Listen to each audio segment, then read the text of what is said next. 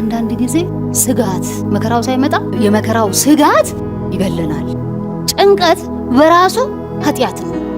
በህይወት የተማርኩትን ነገር ነው የምነግርህ። የእግዚአብሔር ቃል የሚያስጨንቃችሁን ሁሉ በእኔ ላይ ጣሉት ብሎ ከተናገረ ያ ቃል እውነት ነው። ያ ቃል መርህ ነው በህይወታችን። ከዛ መርህ ስንተላለፍ ይህን ቃል መስማት ስናቆም ያንን ጭንቀት ራሳችን መሸከም እንጀምራለን።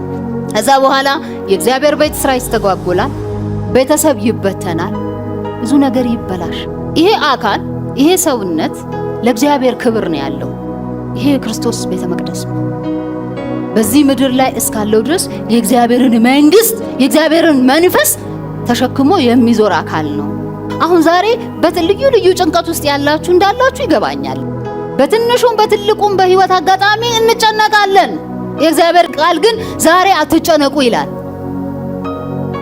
ይሄን ድምፅ አልሰማም ብለህ ከቀጠልክ የሚቀጥለው የመከራ ምዕራፍ ያገኝሃል።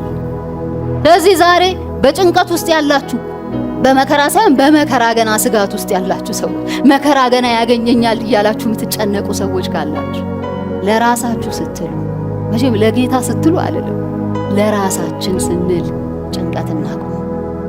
ጭንቀት ነምበር 1 ኪለር በምድር ላይ ግን ብዙ ሰዎች እግዚአብሔርን ካለመስማት ምክንያቱም ጭንቀትን እንደ ኃጢአት ስለማናየው ጭንቀት ኃጢአት ነው ብለን ስለማናስብ ለምን መሰላችሁ? ጭንቀት ግን ኃጢአት የሚሆነው ከጭንቀት ጋር ተያይዘው የሚመጡ ሌሎች ችግሮች አሉ።